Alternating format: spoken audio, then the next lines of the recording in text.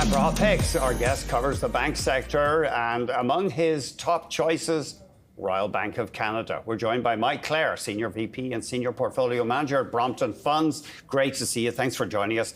What's the attraction with Royal Bank? So Royal Bank, we think, is, for a long time has been the best operated bank in Canada and probably among the best globally. There are a lot of reasons we like the bank. They have a large dominant position in a number of business lines. They're very good in Canadian personal and commercial banking. They have a very good cost structure. They're good in wealth management and capital markets. They have a very strong U.S. capital markets franchise, which is an area we're particularly bullish on, best among the Canadian banks in that area. But ultimately, what we think drives Royal's competitive advantage are a couple things. Number one, their cost structure is quite good, so they're among the most efficient banks out there. But also what we describe as their deposit franchise. So banks, of course, like to attract deposits from customers.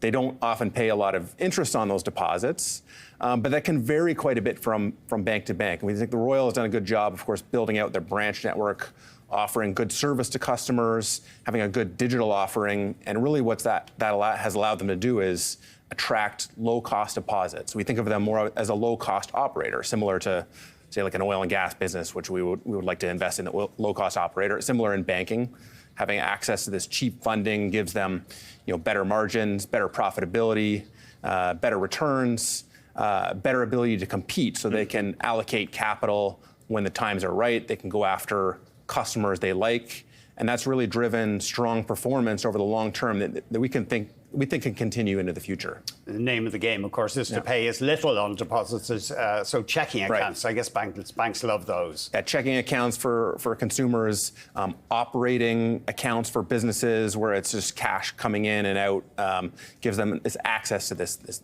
low-cost financing. Goldman Sachs, famous for its investment banking, famous for advising governments around the world. Of course, our Prime Minister used to work for Goldman Sachs. Right, of course. So we like Goldman.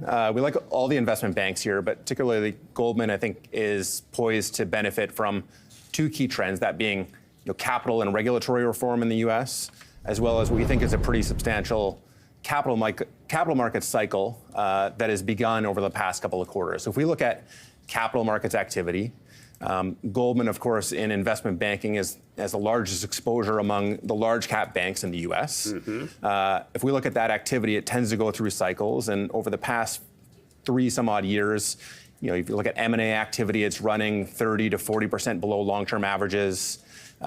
Equity capital markets activity running something like 50% below long-term averages. And now there are a number of factors in favor of that ticking up higher here. So we've seen, obviously strong markets. We're seeing more companies come to market through IPOs and secondaries. We've seen a pretty substantial uptick in M&A activity, which we think benefits from regulatory reform as well. Goldman themselves have talked about a growing backlog for 5 quarters in a row now, and that's finally starting to translate into higher revenue. So we saw, for example, M&A advisory in the second quarter, they reported in July, up over 70% year over year. So that's really starting to translate into growth for the business. At the same time, Goldman is one of the key beneficiaries of capital reform in the U.S. Normally, when we talk about capital reform, relaxing capital requirements, often banks take that money and put it into buybacks, which we do expect Goldman to do. But I think they have a unique ability to take that excess capital and put it into the business to drive growth, particularly with this coming cycle that we see. And what about, do they take deposits? I'm trying to remember. They tried to launch like a consumer platform at one time. It wasn't a significant part of the business, so we view them more as a traditional investment bank with an asset management platform as well. Of course, back in 2009 in Rolling Stone, Matt Taibbi called Goldman a great vampire squid wrapped around the face of humanity, referring to its role in the mortgage bond meltdown. Right, and they tend to, that's a negative view of them, but from an investor perspective, they do generate a lot of profits for the investor, so that's the other side of that. Citigroup, what's the attraction there? Yeah, so same with, similar to Goldman, we think they're a key beneficiary of a number of key trends, so regulatory reform being number one there.